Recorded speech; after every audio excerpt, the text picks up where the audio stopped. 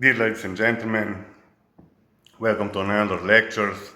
I've been thinking today that we had actually almost half a year lectures from March, I suppose, and now we will finish just this and one more because I would like to finish this with Stirling numbers. And you will see that everything overlaps, that today tensor algebra will come to calculus, and before we had it in probability and probability and statistics will come to calculus as well today. And I asked AI if this is really for first year of undergraduate, and it says, of course not. I mean, half material it's for undergraduate, but half of material it's for later or even postgraduate students. So we don't want to scare you off to go to study engineering, so it probably won't be like this that difficult. But everything is made so that even the undergraduates who are good enough can understand. And we don't know, maybe 20-30% of the students will grasp those concepts. And from today on, it's really good that we have those things that Americans made. First I was using Windows that Bill made, before that even DOS for a while. Then came Facebook, what Mark did, and then YouTube and Google, what Sergey and Larry did. Then Jensen made better chips for AI, and now it's AI. So it's really wonderful tool, I mean, amazing. These things that I would need a month or more, I can make in a few days. So I said it would be enough for today. We'll go quickly through and you will be able to read everything. So let's get started.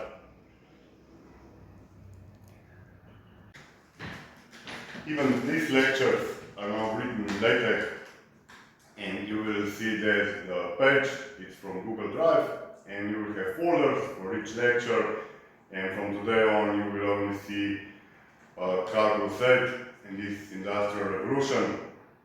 But later, when we will take a break, I will take an effort and try to make everything for you, maybe including some pictures. So let's continue with industrial revolution, first phase, and scientific innovation and social philosophy. The industrial revolution was concurrently driven by an explosion of theoretical science, empirical engineering, and economic philosophy, altering humanity's relationship with the physical universe. Mechanical and practical engineering. James Watt, lecture 3. George Stephenson, known as the father of the railways, he developed the locomotive, the rocket, and engineered the Liverpool and Manchester Railway, setting the definitive global standard for rapid terrestrial logistics. Robert Furlow, an American engineer who turned steamboat navigation into a commercial reality. His vessel, the Clermont, enabled reliable upstream transit, converting continental river systems into vital trade conduits. Foundational scientific discovery. Michael Faraday, a self-taught physicist who discovered the law of electromagnetic induction by demonstrating that moving a magnetic field through a copper coil generates an electrical current. He laid the direct foundation for the mechanical electric generator. Humphrey Davy, a pioneer of electrochemistry who isolated numerous elemental substances. He engineered the Davy safety lamp, which utilizes a fine wire mesh to cool a candle's flame, preventing it from detonating ambient pockets of methane gas, fire them in deep coal mines. John Dalton developed modern atomic theory, proving that chemical substances combine in fixed, predictable ratios based on discrete atomic units. This enabled the standardized mass production of industrial chemicals, pigments, and advanced metallurgy. Socioeconomic philosophy. The profound wealth generation and simultaneous human immiseration generated competing philosophical paradigms that continue to shape modern political thought. Adam Smith, Economics, Lecture 1. Karl Marx, writing amidst the peak of mid-19th century urban degradation, Marx rejected Smith's optimism. In works like the Communist Manifesto and Das Kapital, he argued that the inherent contradictions of capitalism, namely the exploitation of the working class, proletariat, by the owners of production and bourgeoisie would inevitably spark a revolutionary transition toward a socialist economy. The missing dimensions: urbanization, diet, and technological catalysts. To fully comprehend the scope of the early industrial transition, one must look beyond the factory gates to the systemic transformation of everyday human life, urban ecosystems, and the initial agricultural disruptions that forced the peasantry into factory labor. The environmental and urban collapse. The rapid migration from rural fields to urban manufacturing hubs outpaced municipal infrastructure by decades. Cities like Manchester, Leeds, and Birmingham grew exponentially, creating dense, unregulated slums. Housing and sanitation. Working-class families were packed into back-to-back tenements with no running water, indoor plumbing, or ventilation. A single room often housed upwards of 10 people.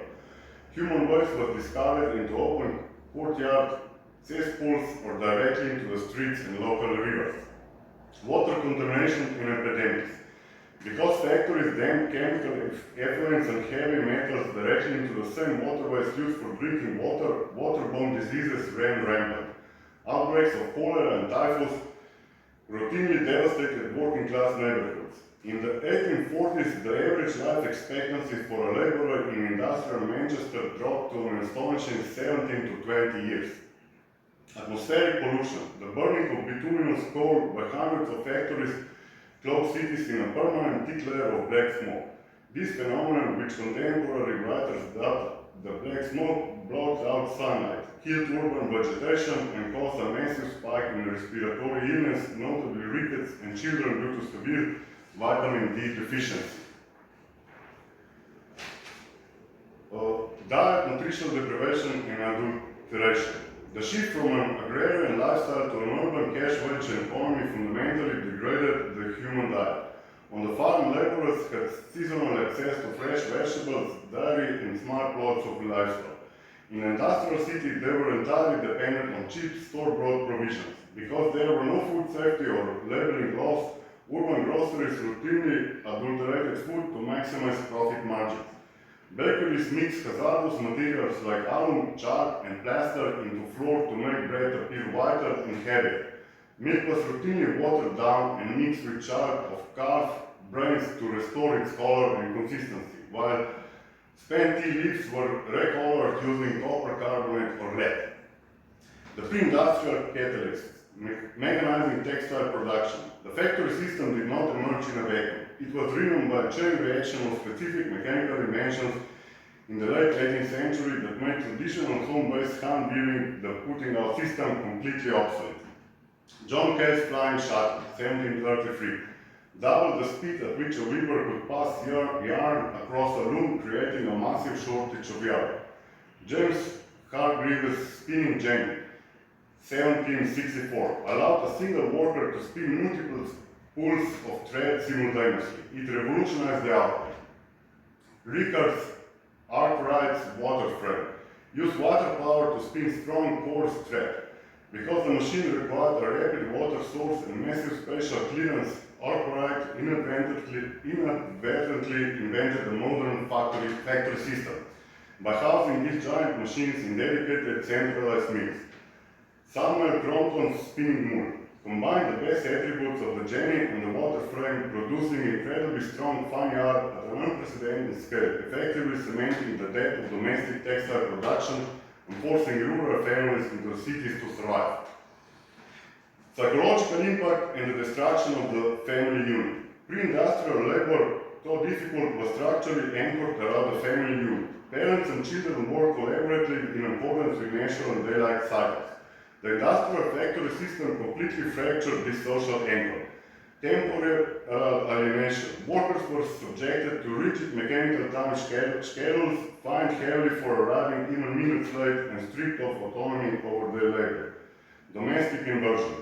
Because factory owners actively sought cheaper female and child labor, adult men frequently found themselves structurally unemployed while their wives and young children worked long hours in the mills. This role reversal caused severe domestic strife and contributed to an explosion of alcoholism among displaced male laborers. The anatomy of industrial cruelty, ideology, ignorance, and apathy. It was necessary that people in the 1800s were born with a missing empathy gene. Instead, a powerful mix of new economic pressure, rigid social beliefs, and pure ignorance blinded them to the cruelty. The reasons why this occurred. The invisible hand, blind spot. The Industrial Revolution happened right alongside the birth of modern economics. Thinkers like Adam Smith had popularized the idea of the free market. Many factory owners and politicians genuinely believed that the market was governed by natural laws, much like gravity. They argued that if the government stepped in to limit working hours of ban child labor, it would ruin the economy, cause mass unemployment, and actually make poor people worse off. They convinced themselves that letting the market run completely unchecked was the most scientific way to run a society, even if it caused short-term misery. The normalization of hardship. We view childhood as a protected time for education and play, but that is a relatively modern concept. Before the Industrial Revolution, the vast majority of human beings survived through subsistence farming. In the old rural system, children worked the fields with their parents as soon as they were physically able. When families moved to factory cities, owners and parents simply transferred that old mentality to the factory floor. What they failed to realize at first was that picking crops for a few hours in a family field was vastly different from being locked inside a deafening, dangerous textile mill for 15 hours a day. Out of sight, out of mind. The wealthy elites who owned the factories and passed the laws didn't live near the slums or hang out on the factory floors. Cities became heavily segregated by class. Factory owners lived in leafy, wealthy suburbs, while the working class lived in polluted, overcrowded urban centers. Because the upper classes literally didn't see the suffering on a daily basis, it was very easy for them to minimize it or pretend it wasn't like that. The fear of a lazy working class. Many elites argued that keeping the poor working long hours was actually doing them a favor. They believed that if poor people had free time or were paid too much, they would simply waste it on alcohol, gambling, and crime.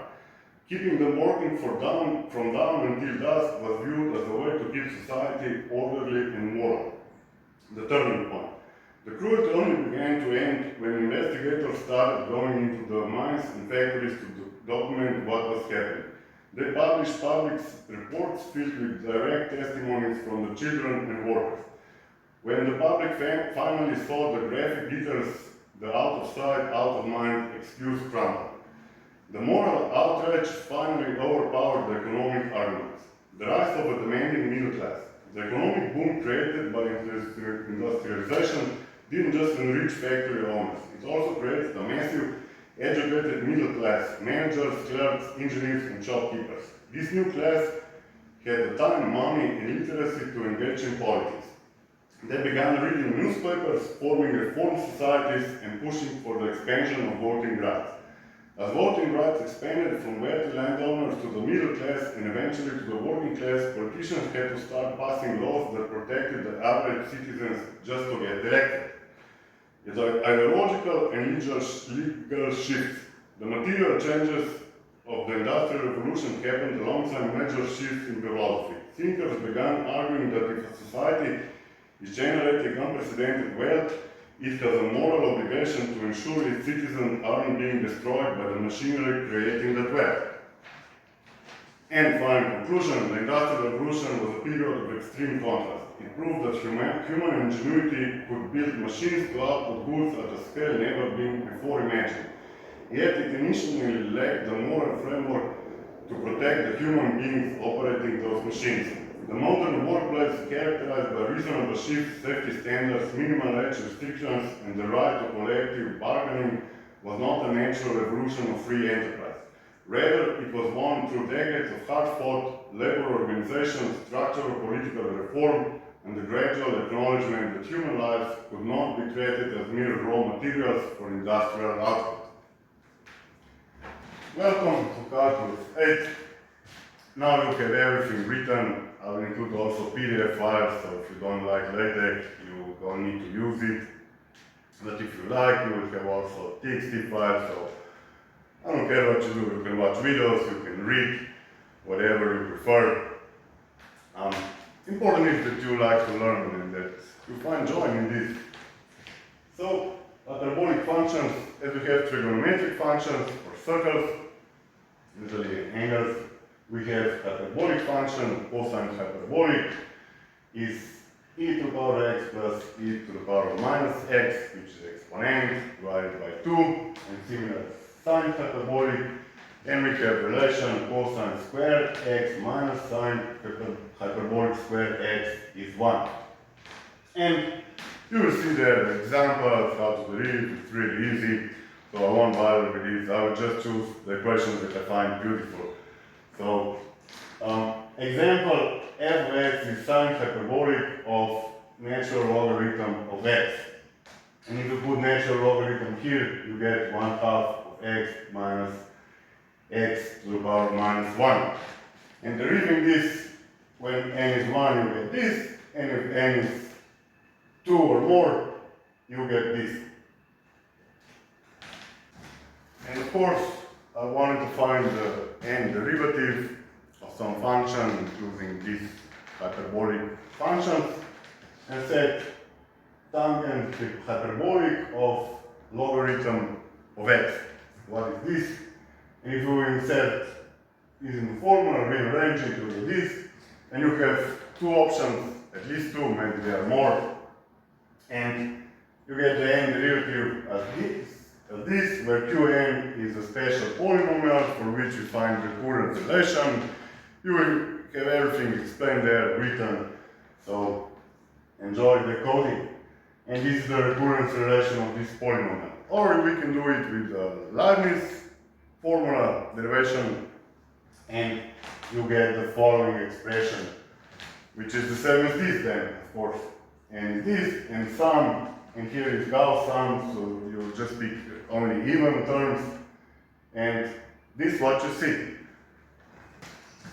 Inverse hyperbolic functions, arc sine hyperbolic x, we express 2x is this, and we get here quadratic equation where instead of x is exponent of y, and is this, and we take the positive result, and this is then y is logarithm of this, and similar r times hyperbolic we find like this. And now you can first picture it even in the report in conic sections. If we have a cone here in 2D, you can imagine 3D. The picture here is if we intersect it here, we get circle, here we get ellipse, and if this line is parallel with this, we get parabola, and if this is here, we get hyperbola. And now, ellipse equation is this, here we have plus, hyperbola here we have minus in general, but the unit ellipse and hyperbola is if we equate A and B and set them to 1. So this is circle, and this is regular hyperbola.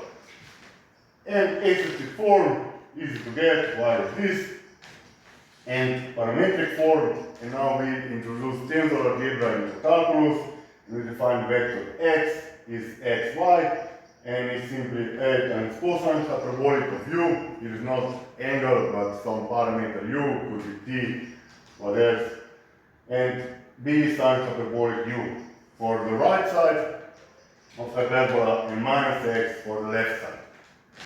And additional to parametric form, there's also a circular parametric form, which uses secant of t now and tangents of t, which you know, trigonometric functions defined in this interval. And finally, we have also polar form, r squared is this is theta, cosine, and here you will have also a program in Python again, of course, and I made an animation, and you can see the area of circle, how it goes, and the area of circle of one angle, angle phi, is actually r times this phi, this angle in radians. So that's why 2 pi is the whole circumference. This, and besides that, it also draws you hyperbolic and inverse hyperbolic functions. So let's go on.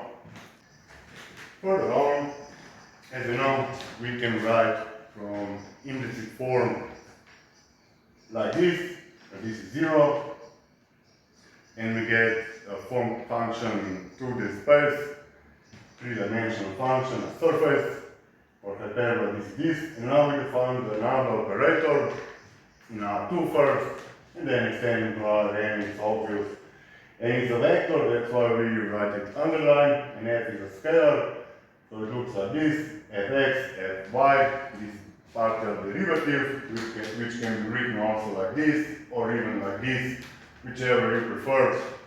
And for our hyperbola normal line, is fine then with Nabla f in point x0, y0, and that is each point on hyperbola. And tangent line can be defined as a scalar product or inner product. You see we have here transpose this vector, we transpose it, and xv is different in x and y from this point.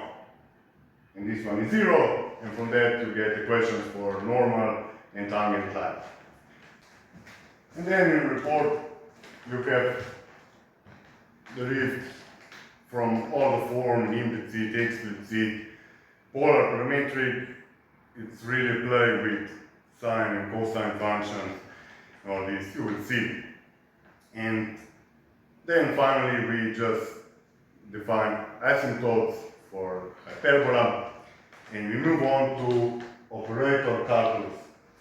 And what it's all about, if you have one function that has instead of x, you have logarithm x, then we say t is logarithm x, and x is then a to the power of t, exponent of t. And dx, this is not determinant, this is derivative and operation, is d dx, and dt is d dt, which can be written by using multivariable calculus, dx dt, d dx, because dx's cancel out. And this is exponent of t, dx is x dx, and we say this is a, some operator a, and you will see then you calculate for 1, for 2, and so on. You get the pattern, and you see that xn, dxn is actually this operator a times a minus 1, a minus 2, so on. And we see here the pattern of Stirling numbers, which you know from probability. All the subjects are now connecting. And this is the sum of Stirling numbers of the first kind, signed, and operator a to the power of k. And finally we will come to that formula. This is the function I was talking about. Instead of x, you have logarithm of x, and this f is any function that is constructed in that way. And you get this beautiful formula 1 divided by x to the power of n times sum from case 1 to n, still now the first time. In dk, f dt, okay, is k derivative from t, and then you change t to logarithm x. And then follow the examples as usual. And what is the derivative of ln x, and derivative is either this, still in numbers here, with some gymnastic, or you can get this, we define again some new polynomial p, and we derive recursive relation pn is pn minus 1 derivative times u minus n pn minus 1 u plus 1.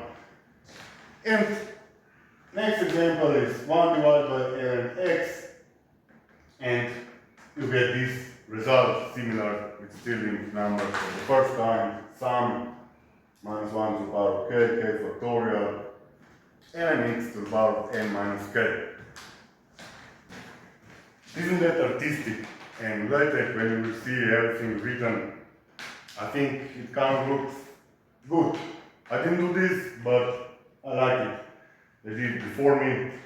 So finally we conclude with examples of inverse hyperbolic functions, arc sine of natural logarithm of x, and n derivative. You will see that is this, where r time minus 1 of ln x is again some polynomial which has a recurrence relation, derived there, and our time hyperbolic of ln x is similarly this. So that will be all for today.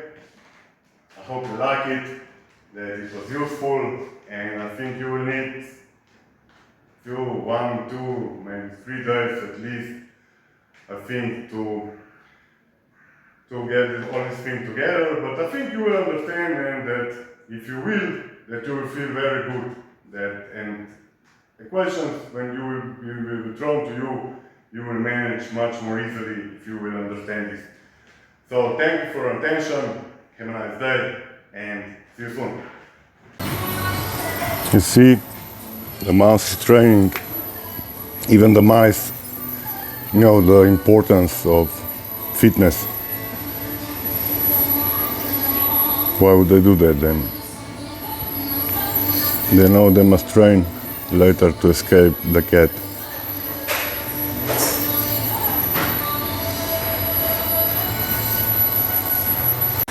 I suppose everyone knows goldfish, but look at this.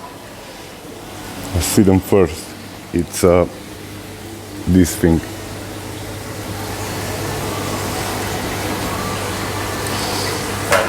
Then I really like neon fish. I mean, nature is really amazing. The fish which glows. And these are also nice, transparent fish. You can see through them. Here is not so visible maybe, but